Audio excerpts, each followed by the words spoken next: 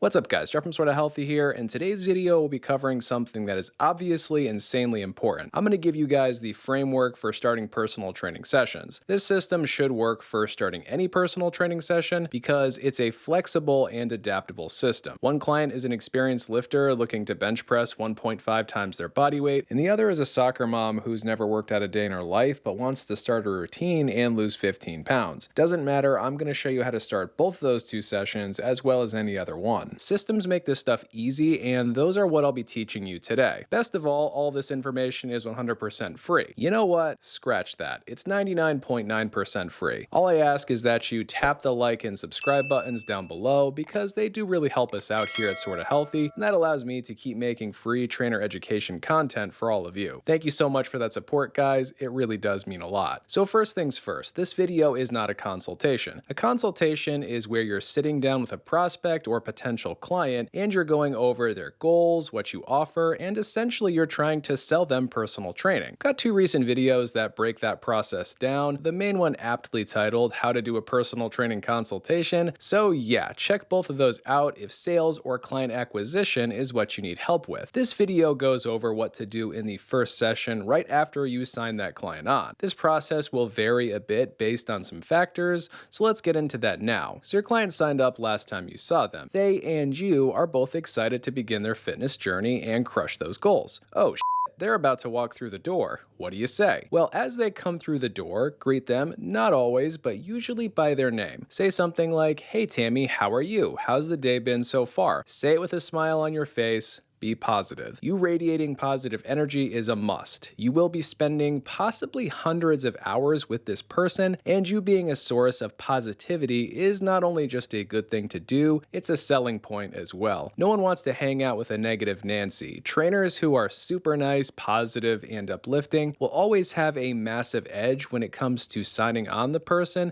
and also keeping them around over time. Never forget that client retention or you keeping clients for years is really the thing that will make or break you. Anyways, to this question, they say good or something along those lines. People are usually pretty vague. Next you say, "Is anything sore today? How are you feeling physically?" Obviously, this is just a nice thing to ask. You're earning some retention points, and it also serves a more practical purpose as well. They might say something like, "I'm fine, but my low back is a little bit tweaky," or "Overall, I'm good, but my right knee is feeling a little bit off." It's best to know about these things early into the workout. That way you don't worsen how anything feels, and you can adjust your plan for the session accordingly. Anyways, these questions are a must when starting a session. Ask them if you're not already. As you're asking them that second question, you're already getting them into the dynamic warm-up. Time efficiency is big. Learning to count, walk, and talk at the same time is a big part of the job. The simple warm-up I recommend is 1 SMR, self-myofascial release movement or exercise, and 2 dynamic movements. Obviously, this won't work for everyone. Some people shouldn't do SMR, some people can't get on the ground, etc. So you'll have to modify things on a case-by-case basis. If you have to just stick to the 2 dynamic movements, that's totally fine. Simple warm-ups work great. Now the warm-up should prepare the client for the upcoming session, but don't overthink it. Simple is best here. Our client has lunges and RDLs in her routine today, so I'm having her foam roll her mid-back and hamstrings, taking her time with each area. Right after that, we're getting into walking quad stretches and hamstring scoops, and we'll do 8 to 10 of those per side, taking some time with each rep. Let's say her right knee actually was bugging her, which we uncovered after asking her this. We change up her routine, which we should have prepared ahead of time. Write clients' workouts up before they come in, but be ready to modify them as needed. This chart is free to download at sortahealthytrainered.com, by the way. It's what I use in my one-on-ones. Anyways, the only exercise in today's session that would potentially bother the front of her knee where she feels some discomfort are the lunges. So we're going to swap those out and do some hip bridges instead. Like the RDLs we also have coming up, these are hip dominant and have little effect on the knees. Anyways, we got through all 3 warm-up moves. You could do each one once or twice, either way works. So getting to the actual exercises now after the warm-up, I want you to choose between 3 options for every client's workout. Exercises back to back, supersets, or trisets. For most clients, let's say all gen pop people with basic goals, go with supersets or trisets. What does that mean? Well, Well, it means that if your first 3 exercises are pal-off press, lateral band walks, and Romanian deadlifts, you're going to have your client do 1 set of the pal-off press, then they're going to do 1 set of that lateral band walk, and then after that, they're going to do 1 set of RDLs until they've done all of their sets for each move, which 3-ish sets is usually what you'll be doing, sometimes 2, sometimes 4, depending on the client. Supersets, or doing 2 moves back to back, alternating between the 2 of them and doing all sets before moving on to the next exercises, is also a good way to do it. Back-to-back sets are also okay, even good with certain clients, especially those focused on hypertrophy or strength, but I find that many Gen Pop clients find that way of exercising a little bit more boring. Feel it out with whoever you're training. Circuits are likely less effective for building muscle mass, as there is a longer time frame between sets of the same exercise since you're cycling between more exercises. They also have more of a class rather than a personal training session feel to them,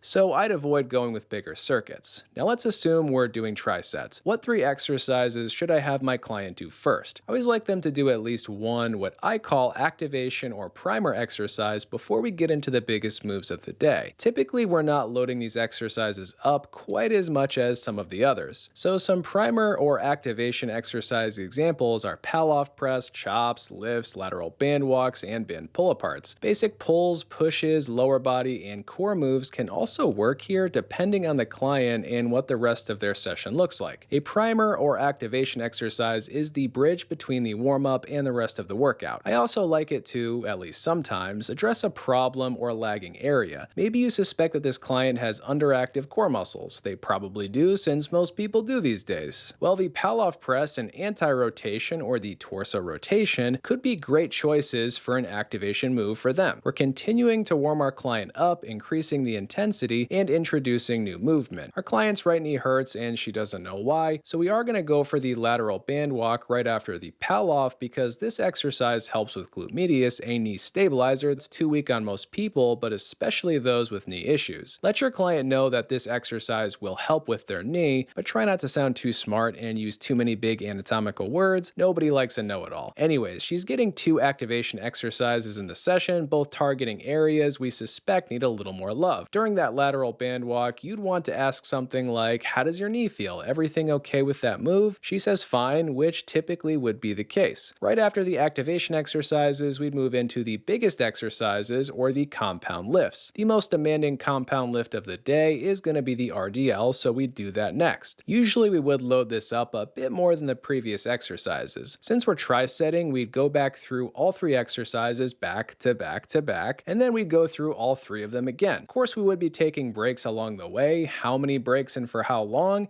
It totally depends on your client. Move your client as quickly through everything as possible while maintaining proper form. It's really that simple. Don't make it more complicated. Now, along the way, how you communicate with your client is incredibly important. I've said many one-on-one sessions end up being 60% social skills and 40% coaching skills, and I stand by that. If anything, the social side of the equation is often even bigger than 60%. For better or worse, technical skills only end up mattering so much with the average client. Over the years, I've seen trainers with tons of letters after their names, we're talking the best certs in the game, really struggle because they couldn't sign on or keep clients. Why couldn't they sign on or keep clients? You already know. They weren't good communicators. So it'd be having this client do all of these exercises tri-set style, and she'd be doing all 3 sets of each. Along the way, we'd be asking questions like, how did that exercise feel? Easy, medium, or hard? Their answer to that question would determine whether or not we have to increase the intensity. It also shows that we care about them and their progress. We'd be asking things like, what do you have going on this week? How are the kids? Do you have any trips coming up? Whatever. You can ask so many different questions here. Just be normal, positive, and empathetic. You know what? Be a normal, positive, empathetic person with the volume on positivity and empathy turned up to the max. It's how you're going to stay employed. I'm not kidding. So obviously you're going to have to tailor this to fit your client, but the steps I just laid out for you can be applied to just about anyone. Some clients will require a little bit more chatting and others a little bit more coaching. It's something you'll have to figure out for each person. Follow the steps we just went over, ask those questions, adjust accordingly, accordingly, and keep it simple stupid or stupid simple, whatever, you get it. The KISS principle applies to so much that we do. If you guys have any questions, comments, or anything else to add, let me know about that down below in the comments section. I want to hear what you guys think too. On your way out of here, please don't forget to like the video and subscribe to the channel if you haven't done so already, as both of those things really do help this channel to grow, and that allows me to keep making free trainer education content for all of you. Thanks for watching, everyone, and until next time, stay sorta healthy.